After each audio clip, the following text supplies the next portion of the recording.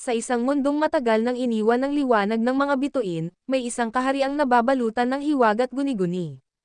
Ang kaharian ng Liriel, isang lugar na hindi makikita sa mapa, hindi mararating ng sinumang nilalang, maliban na lamang kung tinatawag ng tadhana. Ayon sa mga matatanda, minsang naging pinakamaningning na kaharian ang Liriel. Nagniningning ang mga bituin sa kalangitan nito gabi-gabi, at ang kanilang liwanag ay nagkakaloob ng kapangyarihan sa mga nilalang na naninirahan doon. Ang mga engkanto, diwata, at anino ng nakaraan ay malayang namumuhay sa piling ng mga tao. Ngunit isang araw, biglang naglaho ang lahat ng bituin sa langit. Isa-isang nawala ang liwanag, hanggang sa tuluyang binalot ng dilim ang Liriel.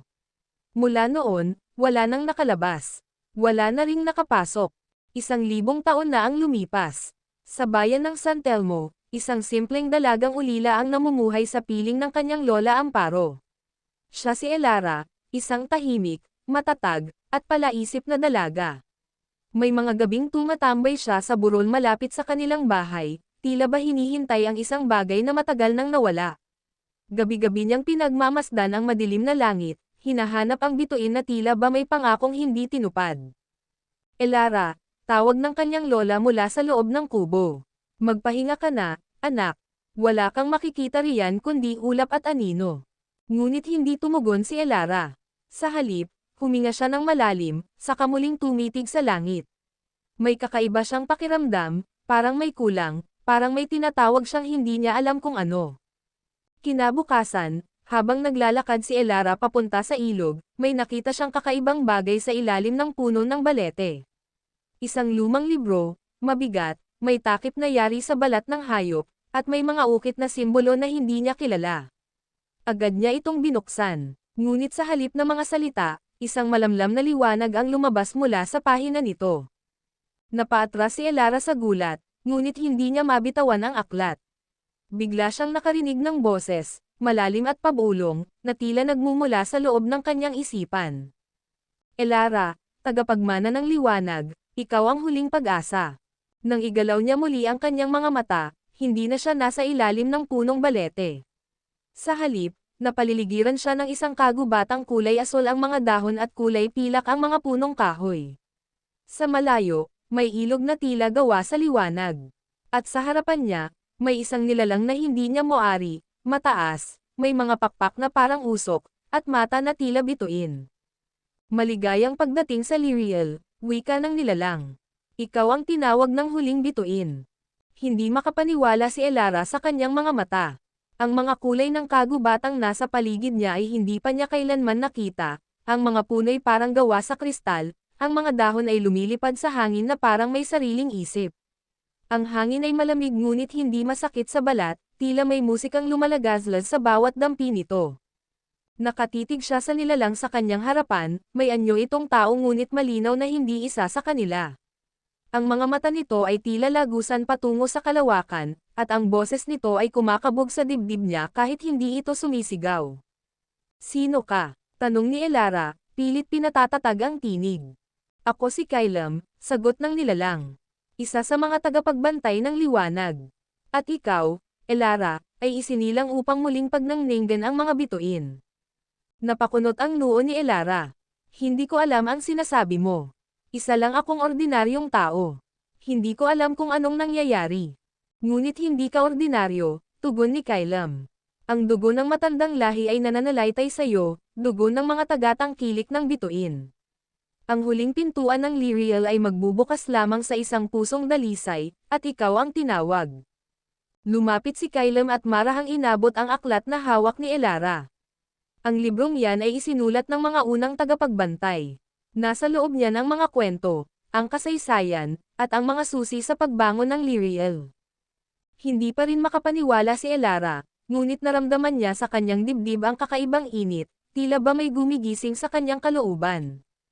Isang alaalang hindi niya alam na mayroon siya, isang panaginip noong siya'y bata pa, isang babae sa liwanag, isang kahariang tila ulap, at isang bituin na bumagsak mula sa langit.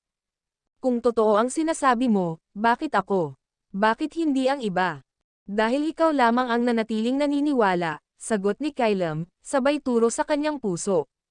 At dahil dito, may kapangyarihang unti-unting magi gising sa loob mo. Mula sa lupa, biglang lumitaw ang isang bilog na simbolo na may mga lumulutang na runa. Dahan-daang lumutang si Elara sa gitna nito. Ang hangin ay naging mabigat, ang liwanag ay pumalibot sa kanya, at ang kanyang mga mata ay unti-unting kumikislap ng bahagyang bughaw. Isang sulyap kay Kailam ang bumasag sa katahimikan. Nagsisimula na ang pagbabago, Anito. Ngunit mag-ingat ka, Elara. Hindi lahat ng nilalang sa Lyriel ay magpapasakop sa liwanag. May mga aninong matagal nang naghihintay, at hindi sila natutulog. Nang hamupa ang liwanag, bumalik sa lupa si Elara. Ramdam niya ang kakaibang lakas sa kanyang mga kamay. Nang tingnan niya ito, napansin niyang may marka na siyang hugis bituin sa kanyang palad. Sa anong paraan ko maibabalik ang mga bituin? Tanong niya. Sa pagtahak sa landas ng mga nawawalang alaala ng Lyriel. Kailangan mong hanapin ang 7 kristal ng ganita, bawat isa'y may kapangyarihang ibalik ang isang bituin sa langit. 7. Mahinang sambit ni Elara. At saan ko sisimulan? Ngumiti si Kailam, ngunit sa likod ng ngiting iyon ay may babala. Simulan mo sa timog kanlurang gubat ng malalim na katahimikan. Doon mo makikilala ang iyong unang gabay, at ang iyong unang pagsubok. At sa isang kisap mata, nawala si Kailam, iniwang mag-isa si Elara sa gitna ng mahiwagang kagubatan. Ngunit hindi na siya takot. Hindi na siya nagdududa. Dahil sa unang pagkakataon sa kanyang buhay, alam na niya kung saan siya patutungo. Tahimik ang paligid. Hindi ang uri ng katahimikang mapayapa, kundi yung uri ng katahimikang nakakabingi, nakapaninindig balahibo. Sa bawat hakbang ni Elara sa gubat ng malalim na katahimikan, ramdam niya ang bigat ng hangin, ang kapangyarihang tila pinipigil ang kanyang paghinga. Ang mga punong kahoy ay mas mataas kaysa sa mga gusali sa syudad. Ang mga ugat nito ay nagsasalubong sa lupa na parang mga ahas na kumikilos. Wala ni isang ibong umiimik. Kahit ang kanyang sariling hakbang ay tila kinakain ng katahimikan ng kagubatan. Anong klaseng lugar to? Bulong niya sa sarili. Naramdaman niyang may sumusunod sa kanya, isang presensyang malamig at mabigat. Pero kapag lumilingon siya, wala siyang makikita kundi anino ng mga punong nilalamon ng dilim. Hindi niya alam kung gaano na siya katagal naglalakad nang bigla niyang marinig ang tunog ng isang kampanilyang mahina ang tinig. 1, 2, 3 beses itong tumunog. Sa kanyang harapan, sa pagitan ng 2 punong kahoy, lumitaw ang isang batang babae na may itim na buhok, puting bestida, at walang saplot sa paa. May hawak itong kampanilya sa kaliwang kamay at isang liwanag sa kanang palad. Hinahanap mo ang una sa 7 kristal ng ganita, hindi ba? Tanong ng bata. Ang boses nito ay malamig, ngunit hindi mapanganib. Oo, sagot ni Elara. Sino ka? Ako si Naira, ang tagapag-ingat ng ganita ng takot. Kung nais mong makuha ang unang kristal, kailangan mong harapin ang nilalaman ng iyong sariling anino. Bago pa makapagtanong si Elara, hinawakan ni Naira ang kanyang noo. Isang matinding liwanag ang bumalot sa paligid, at sa isang iglap, wala na sila sa gubat. Nasa loob na sila ng isang lumang bahay. Magulo, maalikabok, at puno ng sapot ng gagamba. Sa gilid ng kwarto, may isang maliit na kama. Sa ibabaw nito, may batang babae, nakatitig sa kisame, nanginginig sa takot. Bata pa lang ako, ito ang gabi na iniwan kami ng aking ina, mahinang sambit ni Elara. Sa isang iglap, bumukas ang pinto. Isang nilalang na walang mukha, mahaba ang mga kamay, at may tinig na parang hangin sa loob ng bote ang pumasok. Tumayo si Elara sa pagitan ng bata at ng nilalang. Hindi na ako ang batang iyon, matatag niyang sinabi. Hindi na ako tatakbo.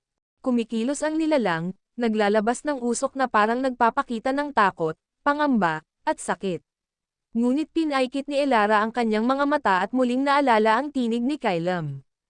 Ang liwanag ay laging nasa loob mo, kailangan mo lamang itong gisingin.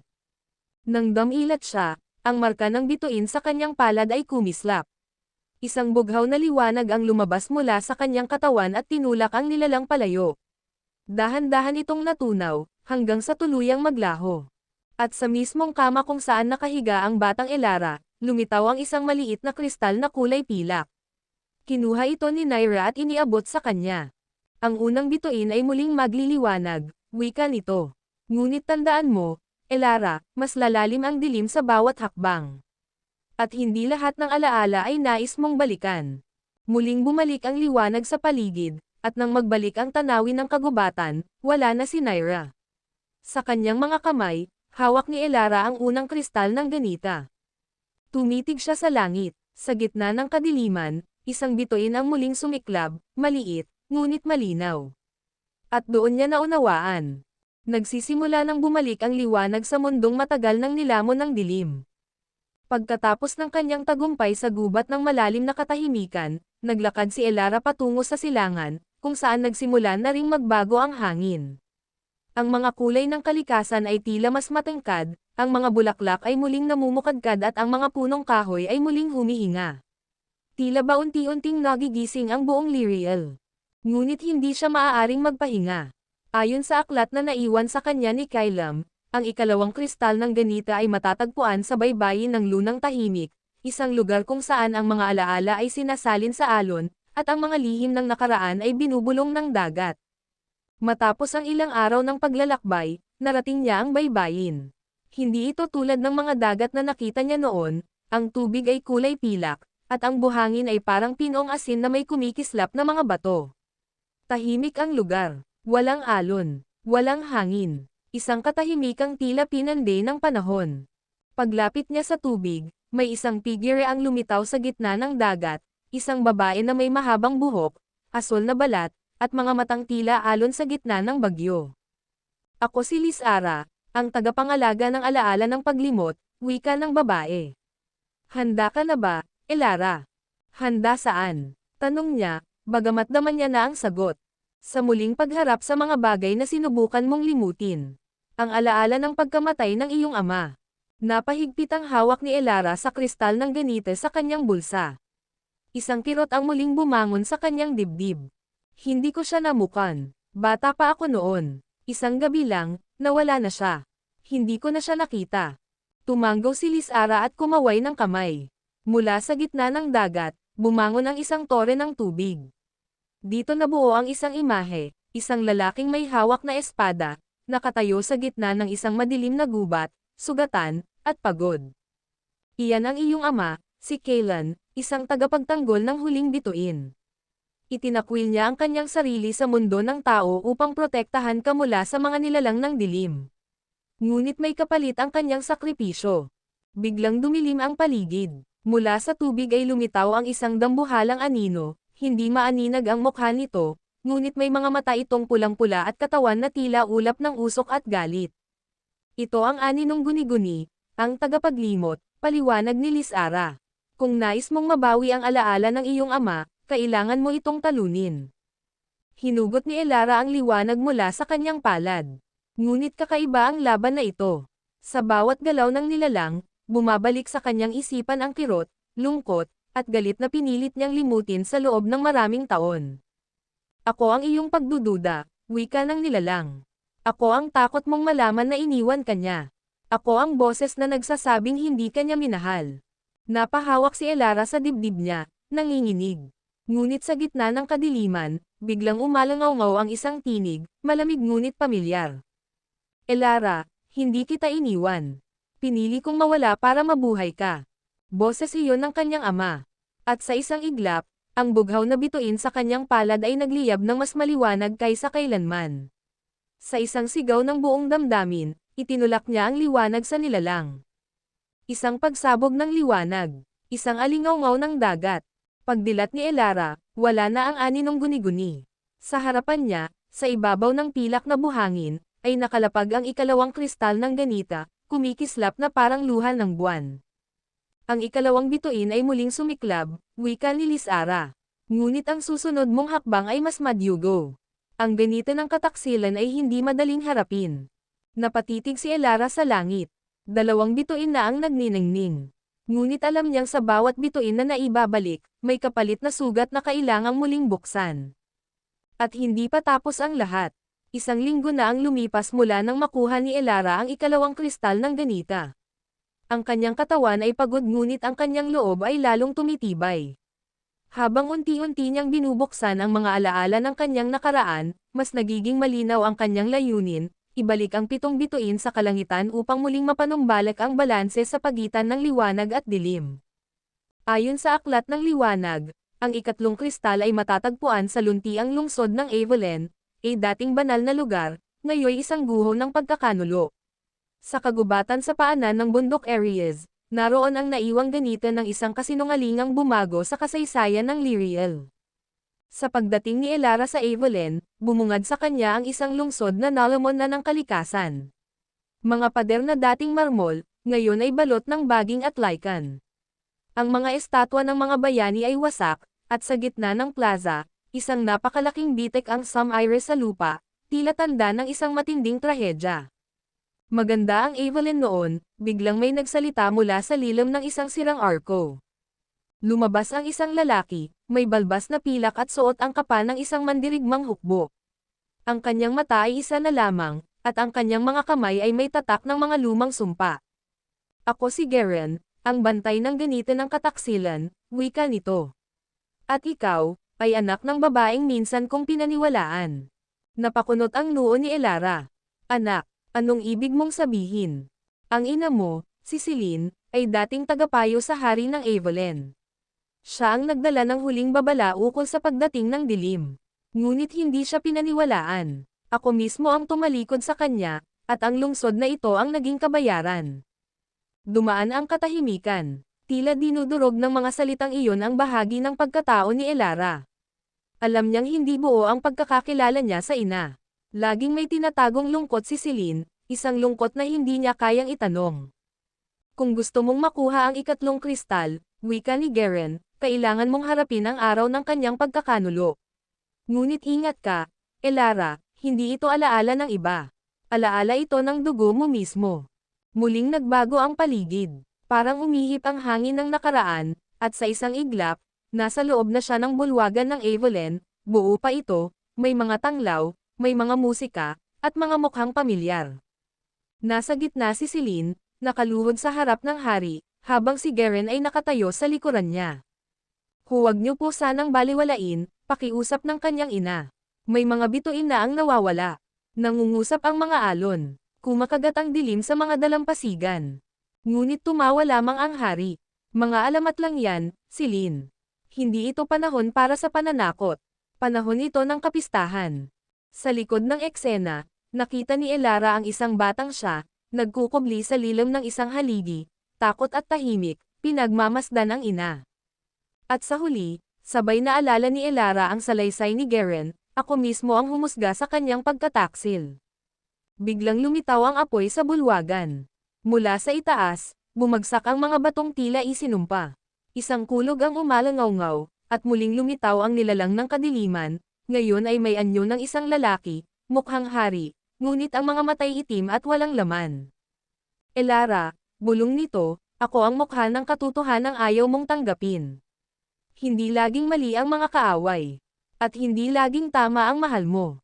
Umiikot sa kanya ang alaala, pinipilit siyang maniwala na si Celine ay may lihim, na baka siya mismo ay tagapagmana ng kadiliman.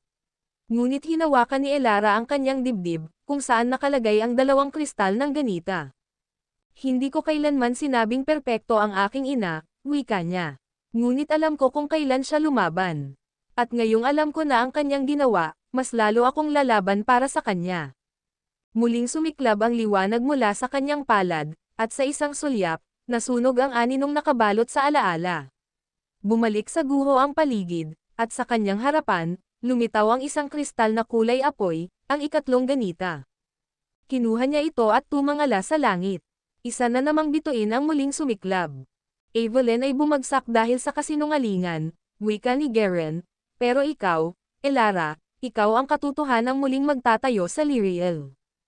Hindi siya lumingon habang siya'y umaalis.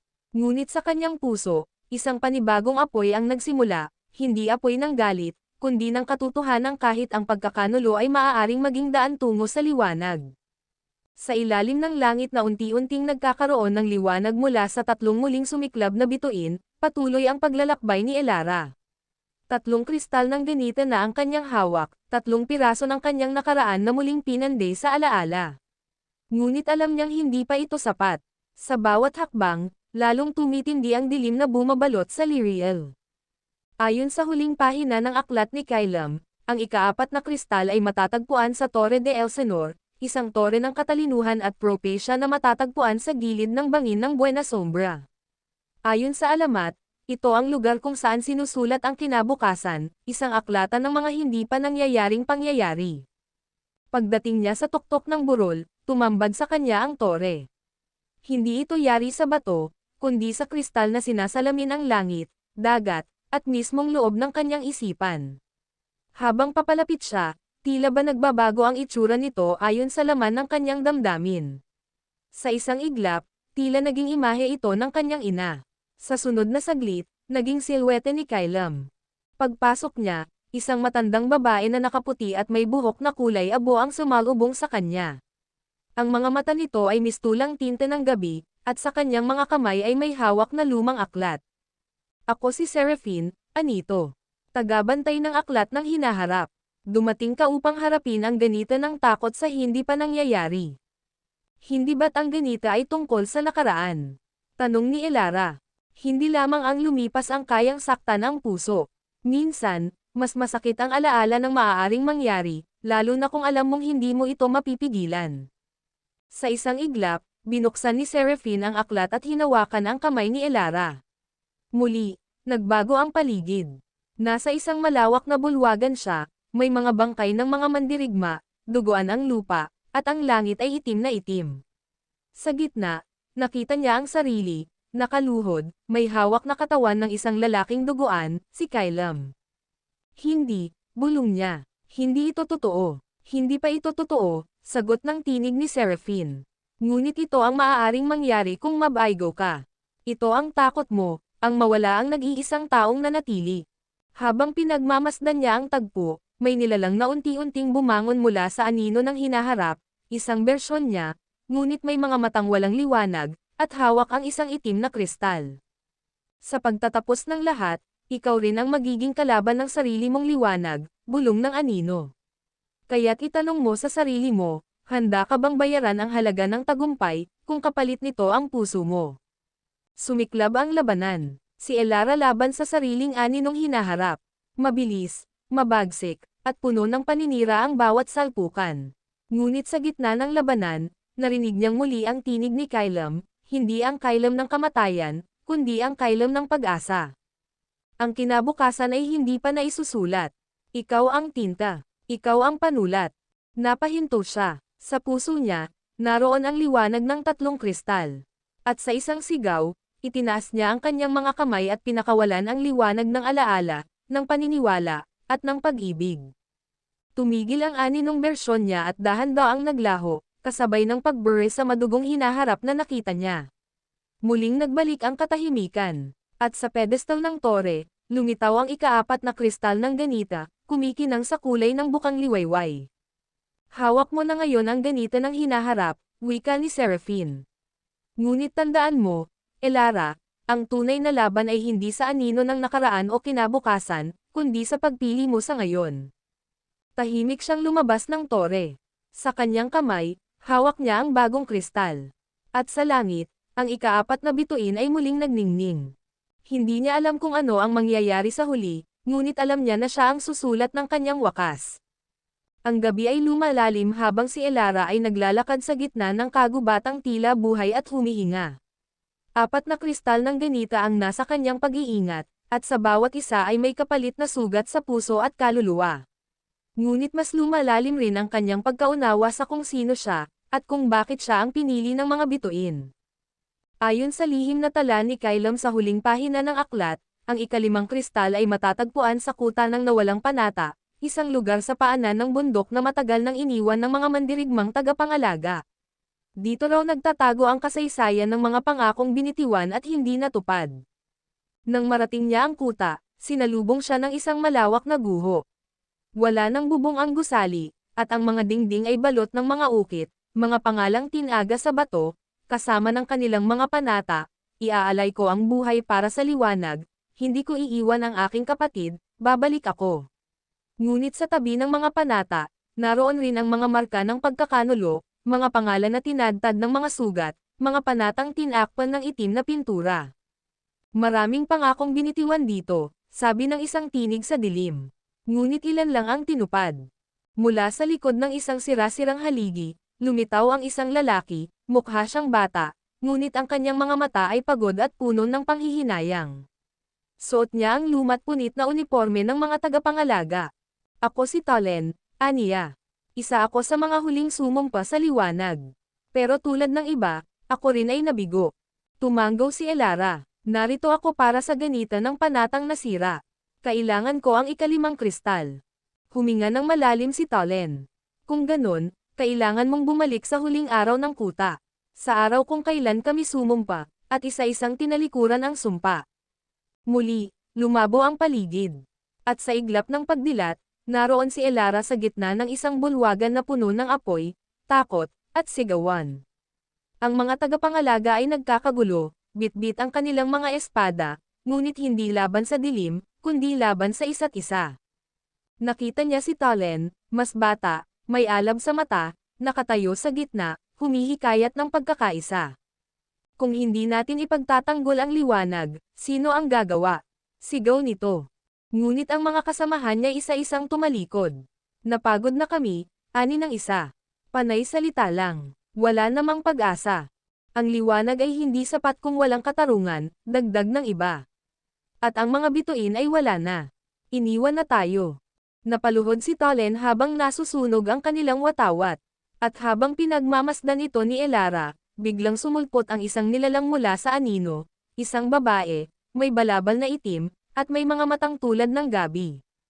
Ako ang ganito ng kawalang pananalig, wika nito. Ako ang boses ng pangakong hindi natupad. Ng mga salitang isinumpang ngunit tinabyunan ng takot. Itinaas ng nilalang ang kanyang kamay, at biglang nabulag ang liwanag sa paligid. Sa dilim, naririnig ni Elara ang mga boses ng pagkatalo. Hindi mo kayang tapusin ito. Isa ka lang sa libo-libong nabigo. Lahat ng nangako ay napagod rin sa huli. Ngunit may isa ring tinig na bumulong sa kanya, mula sa kaibuturan ng kanyang sarili. Ikaw ay hindi nila. Hindi mo kailangang maging perpekto upang maging tapat. Itinaas niya ang kanyang kamay, at ang apat na kristal ay biglang kumislap. Sa lakas ng kanyang sigaw, winasak niya ang kadiliman at pinalitan ito ng liwanag. Ang ganito ng kawalang pananalig ay napaatras, unti-unting nadurog. At sa pagbalik ng katahimikan, bumagsak mula sa kisame ng guho ang isang kristal na tila ginawa mula sa sinumpang liwanag, ang ikalimang kristal ng ganita. Inabot ito ni Elara, at sa kanyang palad ay nagsindi muli ang panibagong bituin sa langit. Totoo ngang hindi lahat ng panata ay natutupad, bulong ni Talen habang lumalayo. Ngunit ikaw ang patunay na may mga pangako pa ring pinaninindigan. Tahimik si Elara habang lumalakad paalis ng kuta. Sa kanyang puso, dala niya ang bigat at liwanag ng paniniwala, na kahit sa mundo ng kawalan ng pag-asa, ang isang tapat na pangako ay sapat para liwanagin ang daan.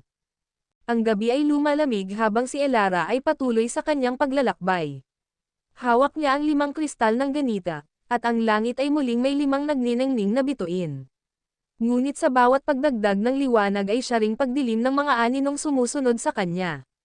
Lalong lumalapit ang panganib, at sa bawat hakbang ay tila ba pinapanood na siya ng mismong kadilimang nais niyang labanan.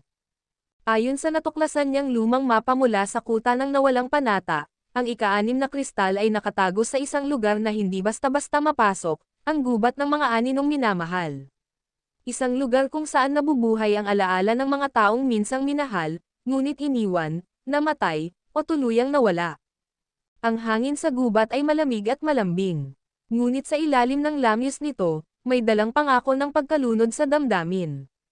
Sa unang hakbang pa lamang ni Elara sa loob, agad niyang naramdaman ang bigat ng kalungkutan, hindi sa katawan, kundi sa puso. Tila may mga matang nakatitig sa kanya mula sa mga anino. Minsan, naririnig niya ang tawa ng kanyang ina. Minsan, ang tinig ng kanyang ama, na matagal na niyang kinalimutan. At sa paglalim ng kanyang paglalakad, muling lumitaw ang anyo ni Kylem, buhay, nakangiti, at lumalapit. Kylem, tanong niya, nanginginig ang tinig. Ngumiti ito. Ako nga. Tumakbo siya at niyakap ito, mahigpit, totoo, at puno ng pananabik. Ramdam niya ang init ng yakap, ang pamilyar na amoy, ang tibok ng pusong matagal na niyang inakalang nawala. Ngunit sa gilid ng kanyang isip, may bulong na umaalingaw-ngaw, ito ay ganita, hindi katotohanan. Mahal pa rin kita, bulong ni Kailam sa kanyang tenga. Hindi ba't mas mainam na dito ka na lang? Kalimutan mo na ang mga bituin. Kalimutan mo na ang digmaan. Dito, walang sakit. Ako, ikaw, at alaala. Nag-aalangan si Elara. Isang bahagi ng kanyang puso ang gustong manatili. Dito, may kapayapaan. Dito, hindi kailangang masaktan. Ngunit sa kanyang dibdib, naroon pa rin ang liwanag ng 5 kristal, at ang kirot ng katotohanang alam niyang kailangan niyang tanggapin. Hindi kita malilimutan, Kailam, bulong niya, habang unti-unting lumuluha. Ngunit hindi kita maaring panatilihin kung ikaw ay alaala lamang. Hindi ito ang pag-ibig na itinuro mo sa akin. Dahan-dahan siyang lumayo, at habang siya'y lumalakad palayo, unti-unting naglaho ang anyo ni Kailam sa likod niya, kasabay ng pagbagsak ng mga luha sa kanyang pisngi. Mula sa lupa, isang kristal ang umusbong. Ito ay kulay abo, ngunit may kumikislap na liwanag sa loob nito, ang ganita ng pag-ibig na nawawala. Sa kanyang paghawak dito, muling lumitaw ang tinig ng gubat. Ang tunay na pag-ibig ay hindi lamang ang natitira sa tabi mo, kundi ang kaya mong bitawan kahit masakit, upang mapili ang mas mataas na layunin. Ang ika-6 na bituin ay sumiklab sa langit, at ang gubat ay muling natahimik. Habang paalis siya sa gubat ng mga aninong minamahal, dala niya hindi lang ang kristal, kundi ang bigat ng bawat pagmamahal na kailan may hindi nabura, hindi upang balikan, kundi upang bigyang saysay ang susunod na yugto ng kanyang paglalakbay. 6 na kristal ang tangan ni Elara. 6 na bituin ang muling nagniningning sa langit ng Lyriel. Ngunit habang papalapit siya sa wakas ng kanyang paglalakbay, mas lalong tumitindi ang hangin ng panganib. Ang kadiliman ay hindi na lamang naninilip sa gilid ng kanyang paningin, ito'y sumusugod na, sumusubok na siyang lamunin. Ayon sa huling tagubilin ni Seraphine, ang ika-7 kristal ay matatagpuan sa talampas ng lilam, isang lugar kung saan ang liwanag ay hindi makapasok, at ang anino ay may sariling buhay. Sa kanyang pagdating sa talampas, natagpuan niya ang isang malawak na kapatagan ng bato at ulap, tila isang bangungot na isinabog sa ibabaw ng mundo. Sa gitna nito ay isang trono, hindi ng isang hari, kundi ng isang anino. At sa trono, may nakaupo, isang nilalang na tila siya. Elara, wika nito. Sa wakas, nagkita rin tayo. Napahinto siya. Ang nilalang sa harap niya ay kamukha niya, parehong mata, parehong katawan, ngunit mas malamig ang titig. Mas mabigat ang presensya. Sa kanyang paligid, nagsusulputan ang mga anino ng kanyang mga takot, kabiguan, galit, inggit, at kawalan ng halaga. Ako ang iyong lilam, sabi ng anino. Ako ang iyong pinakaitinatagong anyo. Ako ang iyong pagdududa, ang boses sa iyong ulo na nagsasabing hindi mo kaya. Ako ang akaw, na palaging natatalo. Hinugot ni Elara ang kanyang sandata, hindi espada, kundi ang liwanag ng mga kristal. Isa-isa niya itong pinaikot sa palad niya, nagpapakawala ng alab, init, at alaala. Hindi ko kailangan na labanan ka, aniya. Ngunit kailangan kitang tanggapin. Nagngit-ngit ang lilam. Ano? Alam kong hindi ako perpekto. Natatakot ako. Nasasaktan ako. Nagtatanong ako kung kaya ko pa ba. Pero hindi mo na kailangang itago yan. Sapagkat sa pagtanggap ko sa'yo, mas lalo akong magiging buo. Sumigaw ang lilam at biglang sumalakay. Mabilis ang bawat aninong sumulpot, bawat takot ay bumalot sa paligid niya, ngunit sa gitna ng kadiliman, nanatili siyang nakatayo. Hindi bilang mandirigma, kundi bilang sarili, isang taong handang yakapin ang kanyang kabuuan. At sa huling hakbang ng kanyang pagtanggap, tumigil ang lahat. Ang trono ay naglaho, at sa gitna ng talampas, lumitaw ang ika-7 kristal, kulay uling, ngunit may apoy sa puso nito. Ganita ito ng sariling anino, ang alaala ng sarili, hindi lamang sa liwanag kundi sa dilim rin. Kinuha ni Elara ang kristal, at sa paghawak niya rito, muling sumiklab ang ika-7 bituin sa kalangitan ng Lyriel. Ang talampas ng lilam ay naglaho na parang usok. Sa halip, isang burol na may lunti ang damo ang naiwan, isang tanda na kahit sa pinakamadilim na bahagi ng sarili, maaari pa ring tumubo ang pag-asa. Tahimik na lumakad si Elara. Isa na lang. Isa na lang ang kulang upang muling mabuo ang 8, ang kabuuan ng kanyang alaala, at ng liwanag ng mundong matagal nang binalot ng dilim. Sa huling paglalakbay ni Elara, ang mundo ng Liriel ay tila naglalakbay din.